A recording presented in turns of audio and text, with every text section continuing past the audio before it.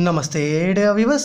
आज के इस वीडियो में हम लोग कंडक्शन अर्थात ट्रांसपोर्ट ऑफ एनर्जी को डिस्कस करने वाले हैं। मेरे प्यारे व्यूअर्स, देखिए ट्रांसपोर्ट फिनोमेना का एक केस है ये, है ना। पिछले वीडियो में हम लोगों ने विस्कोसिटी देखा था जिसमें मोमेंटम का ट्रांसपोर्ट होता है। प्यारे व्यूअर्स, देखिए हमें पता है कि अगर हमारा जो गैस है अगर वो इक्विलिब्रियम में हो तो हम लोग कहते हैं जी बिल्कुल जो गैस है वो मोस्ट प्रोबेबल स्टेट में है ना।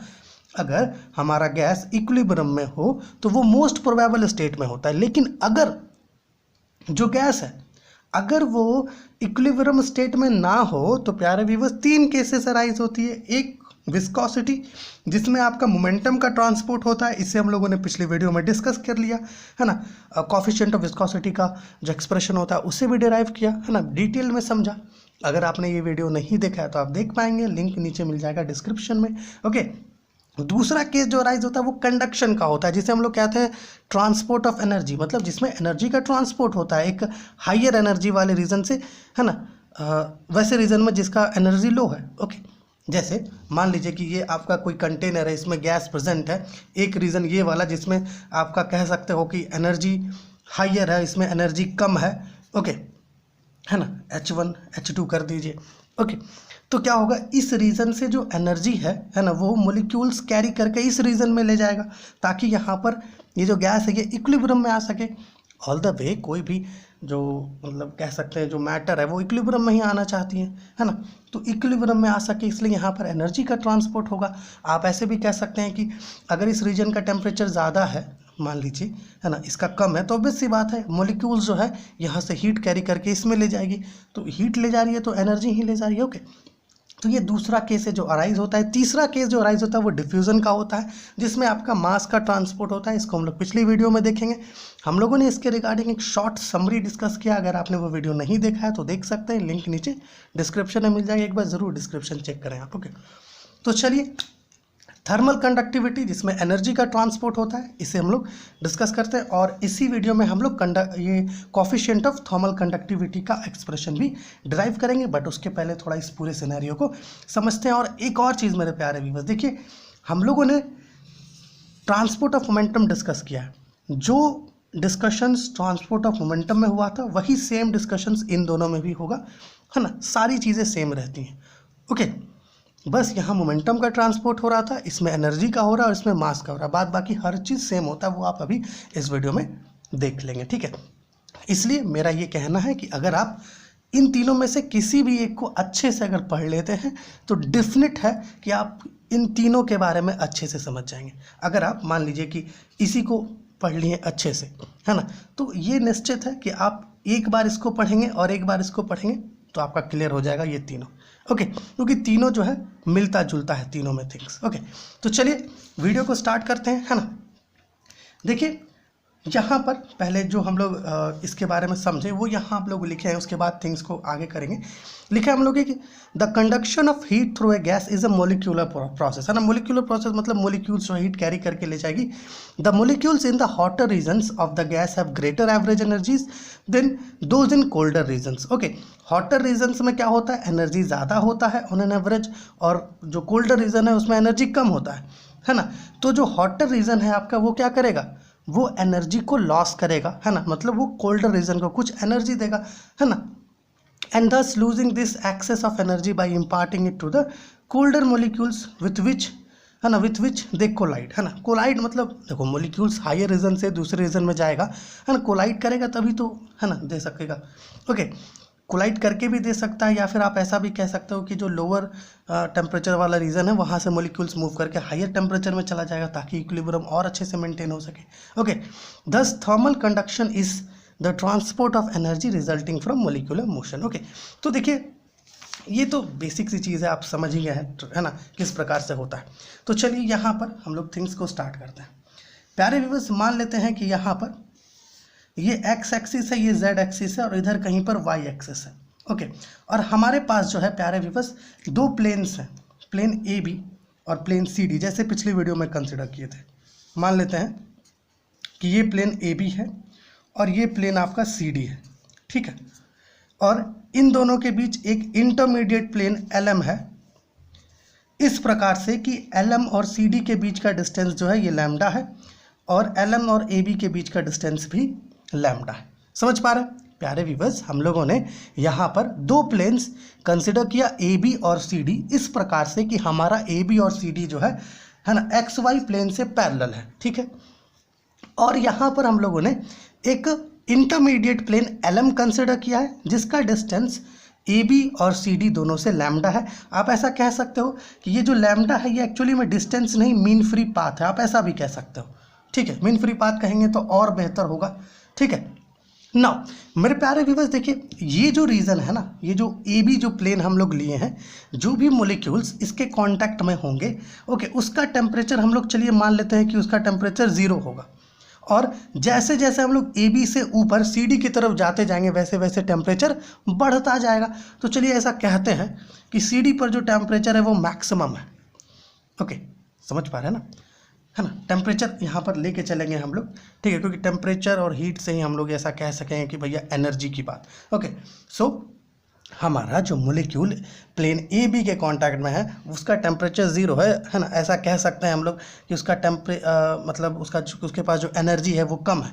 लेकिन जैसे जैसे हम लोग प्लेन सी डी की तरफ ऊपर जाते जाएंगे वैसे वैसे ये एनर्जी या टेम्परेचर बढ़ता जाएगा बढ़ता जाएगा बढ़ता जाएगा, ओके। तो इस चीज़ से हम लोग ये कह सकते हैं मेरे प्यारे व्यूअर्स कि जो एलम जो इंटरमीडिएट प्लेन है, ओके, इस एलम के ऊपर जो गैस के मोलिक्यूल्स हैं उनके पास एनर्जी ज़्यादा होगा, है ना। टेम्परेचर ज़्यादा है तो एनर्जी ज़्यादा होगा, है ना। टेम्परेचर अगर ज़्यादा है तो थर्मल एजिटेशन भी ज़्यादा होगा ना, मूवमेंट वाइब्रेशन ज़्यादा होगा तो मतलब उसके पास एनर्जी ज़्यादा होगा, है ना। और ये जो इंटरमीडिएट प्लेन एलम है इसके नीचे जितने भी मॉलिक्यूल्स हैं इनके पास एनर्जी कम होगा, ओके। देखिए यहाँ पर ये सारी चीज़ें हम लोग लिखे हुए हैं, ओके, कि the phenomenon of thermal conductivity may be explain like viscosity, है ना। ये तो हम लोग आपको पहले ही बता दिए, विस्कोसिटी जिसमें मोमेंटम का ट्रांसपोर्ट हो रहा है ना, पिछली वीडियो में डिस्कस किया, उसी प्रकार से इसको यहाँ पर आज के इस वीडियो में हम लोग डिस्कस कर रहे हैं, okay. Let us consider mass of gas, है ना, at rest and A B L M and C D be 3 horizontal planes in the gas such that temperature increases as we go from plane AB to CD, है ना, through LM, okay. This means that gas above plane LM on the average is at higher temperature than the gas below LM, है ना। समझ पा रहे हैं? देखिए हम लोगों ने यहाँ पर 0 और मैक्सिमम लेकर के आपको समझाने का कोशिश किया है, ठीक है। ये चीज़ आप समझ पा रहे हैं, एलम के नीचे जितने भी मॉलिक्यूल्स प्रेजेंट है उनके पास जो ऑन एन एवरेज जो एनर्जी है वो कम है as compared to the molecules जो एलम के ऊपर है, ओके। समझ पा रहे हैं? आगे का चीज़ देखते हैं। Let planes A B and C D are at distance lambda from the intermediate plane, okay. Thus kinetic energies of thermal agitation of gas, okay, molecules above the plane LM is greater than the kinetic energies of the thermal agitation of gas molecules below plane LM, है ना। ये चीज़ समझिएगा ना, कह ये रहा है हम लोग एनर्जी के फॉर्म में कहें, यहाँ पर काइनेटिक एनर्जी के फॉर्म में हम लिखे हैं, ठीक है। जो इंटरमीडिएट प्लेन है इसके नीचे जो मोलिक्यूल्स है इनके पास जो काइनेटिक एनर्जी है ऑन एन एवरेज, ओके, वो कम है as compared to the kinetic energy of molecules जो LM के ऊपर है, ओके। और यहाँ थर्मल एजिटेशन इसलिए लिया है क्योंकि देखिए थर्मल एजिटेशन लिया गया है क्योंकि टेम्परेचर का यहाँ पर बात हुआ था, है ना, कि भैया टेम्परेचर जो है ऊपर वाले का ज़्यादा है नीचे वाले का कम है ना, इसलिए यहाँ पर थर्मल एजिटेशन की भी बात की जा रही है, okay. Thus kinetic energies of thermal agitation of gas molecules above the plane L M is greater than the kinetic energies of thermal agitation of gas molecules below the plane L M, okay, on account of thermal agitation, है ना। Thermal agitation के कारण, क्योंकि एक reason का आपका temperature कम है ना, उस रीजन के पास उस रीजन के मॉलिक्यूल्स के पास काइनेटिक एनर्जीज कम है, लेकिन एक रीजन ऐसा है जिसका टेम्परेचर ज़्यादा है उसके मॉलिक्यूल्स के पास काइनेटिक एनर्जी ज़्यादा है। तो ऐसा कह सकते हैं कि थर्मल एजिटेशन के कारण उस रीजन से मॉलिक्यूल कहाँ जाएगा, है ना, जिधर काइनेटिक एनर्जी या टेम्परेचर कम है, okay. On account of thermal agitation there will be a continual transfer of more energetic molecules downward across L M and less energetic molecules upward across L M. समझ पा रहे हैं ना, ये चीज़ आप ग्रैब कर पा रहे होंगे कि देखिए हमारे पास जो गैस मॉलिक्यूल्स एलम के नीचे प्रेजेंट है ये लेस एनर्जेटिक है ना, क्योंकि हम लोग क्या कहें ईबी के कांटेक्ट में जितने भी मॉलिक्यूल्स होंगे उनका टेम्परेचर 0 होगा, या ऐसा भी कह सकते हैं कम होगा टेम्परेचर, ओके। हम लोग 0 और मैक्सिमम लेकर के यहाँ समझने का कोशिश किए हैं, ठीक है, ओके। तो है ना, तो ऑब्वियस सी बात है यहाँ पर जो मॉलिक्यूल्स होंगे ठीक है, लेस एनर्जेटिक होंगे, लेकिन मोलिक्यूल जो एलएम के ऊपर होंगे वो ज़्यादा एनर्जेटिक होंगे, है ना, क्योंकि इधर एलएम के बाद जो टेम्परेचर है वो काफ़ी बढ़ रहा है ना, और सीडी पर मैक्सिमम हो जा रहा है ना, जीरो और मैक्सिमम लेकर के ही समझ रहे हैं हम लोग, ठीक है। तो ये चीज़ मेंशन्ड नहीं है नोट्स में, बट जीरो और मैक्सिमम लेकर के समझे तो ज़्यादा अच्छे से समझ में आएगा, जैसे विस्कोसिटी वाले केस में हम लोग समझे थे, ठीक है। तो ये लेस एनर्जेटिक रीजन है और ये वाला मोर एनर्जेटिक रीजन है। तो मोलिक्यूल्स, है ना, क्योंकि मोर एनर्जेटिक रीजन है तो उसके पास थर्मल एजिटेशन के कारण, है ना, एनर्जी ज़्यादा है, तो वो क्या करेगा, इस रीजन से मूव करके इस रीजन में आएगा, है ना, on account of thermal agitation उस रीजन से इस रीजन में आएगा। और जो लेस एनर्जेटिक मोलिक्यूल्स हैं वो नीचे से ऊपर जाएंगे, ताकि हमें इक्विलिब्रियम बनाना है ना। अगर यहाँ से इस रीजन से मोलिक्यूल इसमें आ जाएगा, है ना, तब तो इधर मोलिक्यूल का कंसंट्रेशन ज़्यादा हो जाएगा, उधर कम हो जाएगा, तो मोलिक्यूल्स का कंसंट्रेशन भी तो मेंटेन करना है। इसकी वजह से ऐसा होगा कि नीचे वाला भी ऊपर जाएगा जो लेस एनर्जेटिक है, और ऊपर वाला भी नीचे आएगा जो ज़्यादा एनर्जेटिक है, ठीक है। यहाँ देखिएगा, on account of thermal agitation there will be a continual transfer of more energetic molecules downward across L M, है ना, नीचे आएगा ताकि, है ना, ज़्यादा energetic molecules and less energetic molecules upward across L M, समझ गए होंगे। Thus there is a net transfer of energy downward through plane L M, है ना, that is the temperature of the gas above LM is falling while that below is rising. Okay, in other words, the gas is conducting heat downwards across LM, causing an equality of temperature through the whole mass. यहाँ समझिए, देखिए कह ये रहा है मेरे प्यारे viewers कि यहाँ पर हो क्या रहा है, यहाँ पर हो ये रहा है कि यहाँ पर कुछ नेट एनर्जी जो है ऊपर से नीचे की तरफ ट्रांसफ़र किया जा रहा है ना, कुछ नेट एनर्जी ट्रांसफ़र किया जा रहा है ऊपर से नीचे की तरफ, ओके, जिससे कि इस ऊपर वाले रीजन का जो टेम्परेचर है ना, वो घट रहा है, या ऐसा कह सकता है काइनेटिक एनर्जी घट रहा है, और नीचे वाले रीजन का काइनेटिक एनर्जी बढ़ रहा है, ठीक है। यहाँ पर देखिए, thus there is a net transfer of energy downward through plane LM, that is the temperature of the gas above LM is falling, है ना, उसके ऊपर जो टेम्परेचर है गैस का वो फॉल कर रहा है, okay, while the temperature below is rising, okay, in other words the gas is conducting heat downward across LM, है ना। अदर वर्ड्स में भी कह सकते हैं कि हीट मतलब जो हमारा गैस जो है वो हीट कंडक्ट कर रहा है अक्रॉस LM डाउनवर्ड्स, ओके, जिससे कि टेम्परेचर का इक्वालिटी हो जाएगा पूरे होल मास में, ओके। ये सिनेरियो आप समझ गए होंगे, है ना, यहाँ तक का सिनेरियो आप समझ गए होंगे। अब चलिए जो हमारा डेरिवेशन है उसको स्टार्ट करते हैं। यहाँ तक का जो थिंग्स था ये हम लोग थर्मल कंडक्शन को समझ रहे थे, है ना, कि एनर्जी का कैसे ट्रांसपोर्ट हो रहा है। अब हम लोग जो है कोफिशिएंट ऑफ थर्मल कंडक्शन का जो वैल्यू है उसको यहाँ पर डराइव करेंगे। उसके लिए हमें ऐसा मानना होगा कि जो पर यूनिट वॉल्यूम है ना, उसमें जो नंबर ऑफ मोलिक्यूल्स है वो n है, और on an average thermal agitation के कारण जो मोलिक्यूल्स का एवरेज वेलोसिटी है वो c प्राइम है ना, जिससे कि वो रैंडमली हर डायरेक्शन में, है ना, कॉन्स्टेंटली मूव कर रहा है, ठीक है, ओके, ऐसा मान लेते हैं। और हम लोग यहाँ पर ये कंसिडर कर लेते हैं कि कोई भी एक पार्टिकुलर एक्सिस के अलोंग जो नंबर ऑफ मोलिक्यूल्स है वो 1/3 है ना, एक्स एक्सिस के अलोंग 1/3 है, वाई एक्सिस के अलोंग 1/3 है, जेड एक्सिस के अलोंग 1/3 है, तो, है ना, एक पर्टिकुलर डायरेक्शन में जो नंबर ऑफ मोलिक्यूल्स होगा वो कितना होगा, 1/6, है ना। कहने का अर्थ ये है कि एक्स एक्सिस इधर भी है, तो ये पूरा इधर वाला और इधर वाला एक्स एक्सिस मिला के 1/3 मोलिक्यूल्स जो है ना, वो एक्स एक्सिस के अलोंग है। लेकिन अगर आप एक पार्टिकुलर डायरेक्शन जैसे कि पॉजिटिव एक्स एक्सिस की बात करते हो, है ना, तो उसमें 1/6 मोलिक्यूल होगा और नेगेटिव एक्स एक्सिस में 1/6 मोलिक्यूल होगा, दोनों को ऐड करोगे तो 1/3 आपको मिलेगा। उसी प्रकार पॉजिटिव वाई एक्सिस और नेगेटिव वाई एक्सिस के अलोंग भी 1/6 मोलिक्यूल होगा, दोनों को ऐड करोगे तो वाई एक्सिस के अलोंग 1/3 मोलिक्यूल आपको मिलेगा। सिमिलर जो है जेड एक्सिस के अलोंग होता है, ओके। तो जो total number of molecules upward और डाउनवर्ड क्रॉस करेगा, जो टोटल नंबर ऑफ मोलिक्यूल्स, है ना, प्लेन एलम को अपवर्ड और डाउनवर्ड क्रॉस करेगा वो कितना होगा। पिछली वीडियो में कितना देखे थे, NC/6, है ना, ये सारी चीज़ें यहाँ पर लिखे हैं हम लोग, देखिए। Let n be the number of molecules per unit volume and c bar their average velocity due to thermal agitation with which they are constantly moving in all directions. Suppose that 1/3 of the molecules are moving in each 3 directions parallel to 3 coordinate axes. Okay, so then on an average 1/6 of the molecules move parallel to any one axis in one particular direction, है ना, कहे ना एक particular direction की बात। Therefore the number of molecules crossing the plane LM upward और downward, है ना, नंबर ऑफ मोलिक्यूल्स जो ऊपर भी जाएगा, ऊपर कौन जाएगा, जो लेस एनर्जेटिक मोलिक्यूल्स होगा, और नीचे कौन आएगा, जो ज़्यादा एनर्जेटिक मोलिक्यूल्स होगा, है ना, तभी ना थर्मल इक्विलिब्रियम मेंटेन होगा। ओके, यहाँ देखिए, therefore the number of molecules crossing the plane LM और है ना LM upward और downward per unit area per second is equal to NC bar by 6, ठीक है, जहाँ पर n आपका number of molecules per unit volume है और c बार क्या है, एवरेज वेलोसिटी है। ठीक है, समझ पा रहे हैं ये सारी चीज़ें, है ना।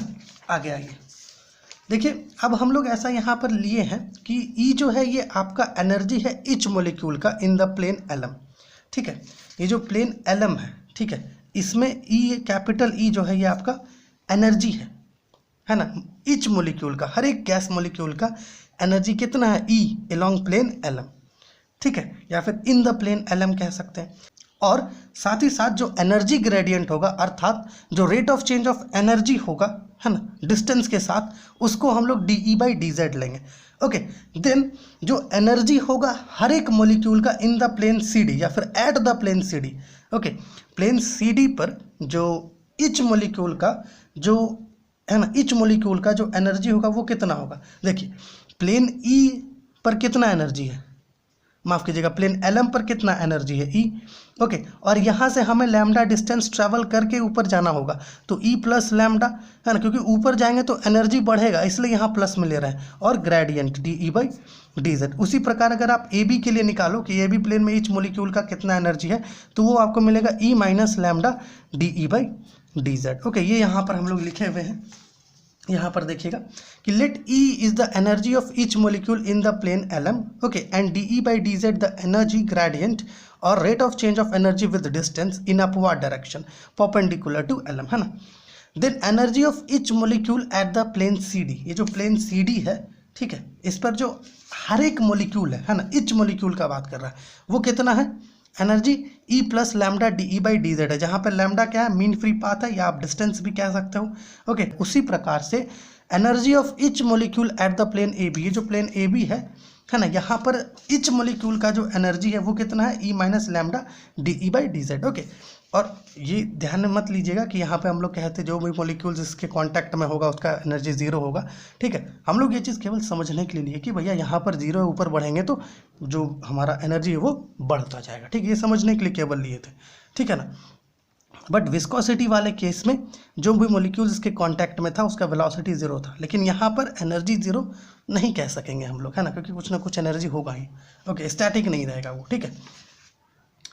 आइए, यहाँ तक थिंग आप समझ गए होंगे, है ना। अब देखिए यहाँ पर, देखिए ये तो हमें पता चल गया कि यहाँ पर जो मॉलिक्यूल्स हैं उनका कितना एनर्जी है। अब देखिए मॉलिक्यूल्स जो है ऊपर और नीचे क्रॉस कर रहा है, तो हमें पहले पता करना होगा कि मॉलिक्यूल्स जो एनर्जी को कैरी करके नीचे आ रहा है वो कितना है, और मॉलिक्यूल्स जो एनर्जी को ऊपर कैरी करके जा रहा है वो कितना है, पहले हमें ये यहाँ पर पता करना होगा, है ना। मतलब है कि एनर्जी नीचे कितना आ रहा है per unit area per second, और एनर्जी ऊपर कितना जा रहा है per unit area per second, ये हमें यहाँ पर देखना होगा। देखिए यहाँ लिखे हम लोग, therefore energy carry downward, okay, energy carry downward by the molecules crossing unit area of the plane LM, है ना, per second from the plane CD, ठीक है, प्लेन CD से जो मॉलिक्यूल्स हैं वो एनर्जी कैरी करके नीचे की तरफ आएंगे per unit area per second, okay, of plane LM, वो कितना होगा, वो एनर्जी कितना होगा। देखिए कितना एनर्जी होगा, देखिए एक चीज़ हमें पता है कि नंबर ऑफ मॉलिक्यूल्स जो ऊपर से नीचे आएंगे वो कितना है ना, या फिर नीचे से ऊपर जाएंगे वो कितना है, NC/6 है, ये हमें पता है। ओके, हमें पता है कि नंबर ऑफ मॉलिक्यूल्स जो नीचे से ऊपर, है ना, डाउनवर्ड से अपवर्ड या अपवर्ड से डाउनवर्ड, है ना, LM को क्रॉस करते हुए जो है ना आएगा वो कितना है, NC/6 है। और ईच मॉलिक्यूल का एनर्जी कितना है ना, जो प्लेन CD से नीचे की तरफ आएगा वो उसका एनर्जी कितना है, E प्लस लैम्डा dE/dz है ना। तो ये आपका क्या हो गया, जब हम लोग नंबर ऑफ मॉलिक्यूल को, है ना उसके, है ना मतलब ईच मॉलिक्यूल का जो एनर्जी है उससे मल्टीप्लाई करेंगे, तब जा करके हमें ये पता चलेगा कि कितना एनर्जी जो है डाउनवर्ड आ रहा है per unit area of L M per second. Okay, उसी प्रकार प्यारे व्यूअर्स हम लोग ए बी के लिए भी पता करेंगे, है ना, कि जो एनर्जी है ऊपर, है ना, ए बी से मॉलिक्यूल्स जो एनर्जी लेकर के ऊपर की तरफ जा रहा है वो कितना है। अब आपको पता है नंबर ऑफ मॉलिक्यूल्स जो, है ना, नीचे से ऊपर आ रहा है ना, और जो ऊपर से नीचे जा रहा है दोनों सेम है, वो कितना है, एन सी बार बाई 6 है। और ए बी से चूंकि मॉलिक्यूल जा रहा है ऊपर की तरफ जा रहा है ना, अपवर्ड जा रहा है।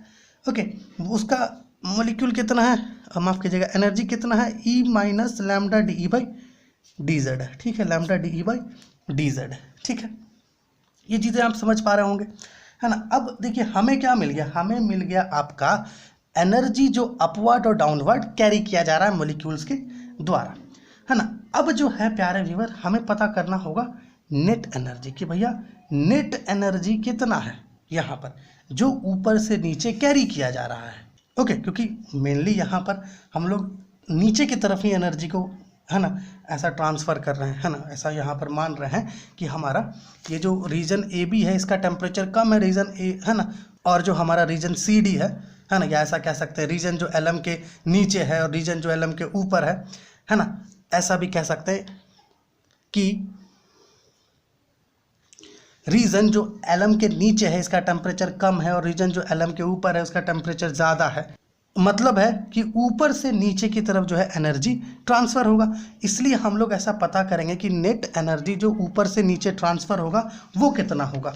ठीक है, क्योंकि हमें ये पता चल चुका है एनर्जी जो ऊपर से नीचे ट्रांसफ़र हो रहा है वो कितना है और नीचे से ऊपर जो एनर्जी ट्रांसफ़र हो रहा है वो कितना है।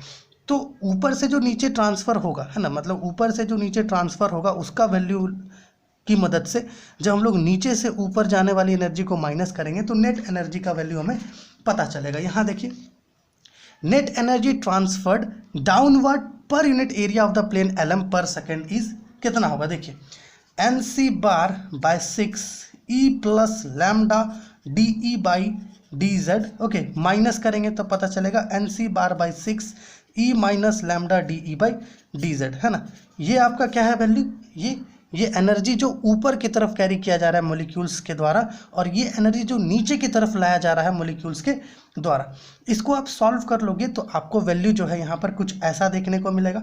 ओके, क्योंकि देखिए, अच्छा चलिए पूरा सॉल्व करते हैं। N C bar by 6 common है, बाहर निकाल लेते हैं, E plus lambda D E by D Z minus, ये आपका माइनस में आ जाएगा और वो प्लस में आ जाएगा, है ना, lambda D E by D Z. ठीक है, आप ऐसा करिए, ई और ई को कैंसिल कर दीजिए, है ना, एक नेगेटिव एक पॉजिटिव में है, तो यहाँ आपका हो जाएगा एन सी बार बाई 6 और 2 lambda D E by D Z हो जाएगा, है ना। आप इसको ऐसे भी लिख सकते हैं, 3 से कैंसिल कर दीजिए, 1/3 N C bar lambda D E by D Z के फॉर्म में भी लिख सकते हैं। ये आपका क्या हो रहा है, ये जो मिल रहा है ये आपका है नेट एनर्जी जो डाउनवर्ड की तरफ ट्रांसफ़र किया जा रहा है, नेट एनर्जी जो डाउनवर्ड की तरफ ट्रांसफ़र किया जा रहा है ना, per unit area of the plane एलम पर सेकेंड। यहाँ तक का चीज़ आप समझ चुके होंगे प्यारे व्यूअर्स, है ना। अब यहाँ थोड़ा सा चीज़ जो हमें समझना होगा, देखिए यहाँ पर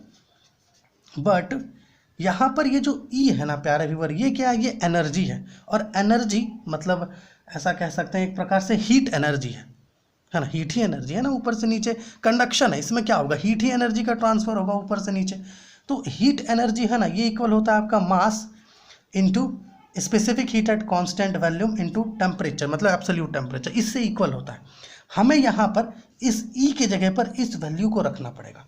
ओके, सो कह सकते हैं नेट एनर्जी जो होगा वो कितना होगा, 1/3 N C bar lambda D by D Z, E के जगह पर रखिए M C V absolute temperature. Okay, now net energy कितना हो जाएगा, 1/3 N C bar, okay, M, okay, D T तो इसके साथ ले आएंगे हम लोग, यहाँ पर हो जाएगा C V, okay, and this is D T by dz। ओके, तो ये आपका एक नया एक्सप्रेशन मिल गया किसके लिए, नेट एनर्जी जो ऊपर से नीचे की तरफ ट्रांसफर किया गया, या ऐसा कह सकते हैं नेट हीट एनर्जी जो ऊपर से नीचे ट्रांसफर किया गया। अब जो है हम लोग रेडी हो चुके हैं, है ना, किसके लिए, थर्मल कंडक्टिविटी के कॉफिशिएंट को पता करने के लिए, जिसको हम लोग K से डिनोट करते हैं। उसके लिए यहाँ पर हम लोग एक डेफिनेशन लिखे हैं कि थर्मल कंडक्टिविटी है क्या, है ना, कॉफिशिएंट ऑफ थर्मल कंडक्टिविटी क्या है। The coefficient of thermal conductivity capital K of a gas is defined as the ratio of quantity of heat transferred per unit area in 1 second, है ना, to the temperature gradient. देखिए, कहने का अर्थ ये है कि पर यूनिट एरिया, है ना, पर सेकेंड जो एनर्जी ट्रांसफर किया गया है ना, वो और जो आपका टेम्परेचर ग्रेडियंट है, इन दोनों के रेशियो से coefficient of thermal conductivity equal होता है। तो K इज इक्वल टू क्या हो जाएगा आपका, ये नेट एनर्जी जो ऊपर से नीचे ट्रांसफर किया जा रहा है 1/3 NC bar mCV dt by dz divided by temperature gradient. Temperature gradient क्या होता है ना, मतलब rate of change of temperature with distance, है ना, तो dt बाई dz। ओके ना, अब देखो यहाँ पर dt बाई dz और dt बाई dz कैंसिल हो जाएगा, तो यहाँ पर आपके पास बचेगा 1/3 m, एक minute, mn c prime CV आपके पास बचेगा। ओके, c प्राइम CV आपके पास बचेगा। ओके, और यहाँ पर प्यारे व्यूअर्स एक चीज़ जो हम लोग छोड़ दिए, देखिए यहाँ पर ये लैम्डा भी है ना, कहने का मतलब है जिसको हम लोग मीन फ्री पाथ कह रहे थे वो भी है। तो यहाँ पर तो लिखा था, यहाँ छूट गया था, तो इसको लैम्डा को आप प्लीज़ प्लीज़ प्लीज़ यहाँ पर लैम्डा डालिएगा, ठीक है, और इसके साथ भी लैम्डा, ठीक है, तो यहाँ पर आपका लैम्डा भी आ जाएगा। अब ये लैम्डा क्या है, मीन फ्री पाथ है, और मीन फ्री पाथ का एक्सप्रेशन हमें पता है 1/√2 पाई d² n होता है। तो आप लैम्डा की जगह पर इसे रख दीजिए, ठीक है, तो लैम्डा की जगह पर रखोगे तो थर्मल कंडक्टिविटी का वैल्यू आ जाएगा 1/3√2, okay, mn(c bar CV by pi d² n। अब देखो n और n को कैंसिल कर दो, आपको थर्मल कंडक्टिविटी कैपिटल K का वैल्यू मिलेगा m, ओके, c बार CV, है ना, बाई 3√2 पाई d² मिलेगा। This is the required value of coefficient of thermal conductivity. मेरे प्यारे व्यूअर्स, यहीं तक आपको ये सारी चीज़ें करनी है, ठीक है ना। ओके, अब देखिए एक चीज़, हम लोग इस वीडियो में क्या किए, हम लोग इस वीडियो में थर्मल कंडक्शन अर्थात जिसमें एनर्जी का ट्रांसपोर्ट होता है उसको डिस्कस किए। ट्रांसपोर्ट फिनोमेना का ये दूसरा केस था प्यारे व्यूअर्स, है ना, दूसरा केस था ये वाला, इसको भी हम लोग आज देख लिए। ओके, इसके पहले जो जिसमें ट्रांसपोर्ट ऑफ मोमेंटम हो रहा था, अगर आपने वो वीडियो नहीं देखा है तो देखिए, लिंक आपको नीचे डिस्क्रिप्शन में मिल जाएगा। और ये आपका ट्रांसपोर्ट ऑफ मास जो हम लोग अगली वीडियो में डिस्कस करेंगे। और अगर आपको इस वीडियो में कुछ भी डाउट है, कुछ भी पूछना है, तो प्लीज़ कमेंट कीजिए, ताकि आपका जो भी डाउट है उसको हम लोग क्लियर कर सके। ओके।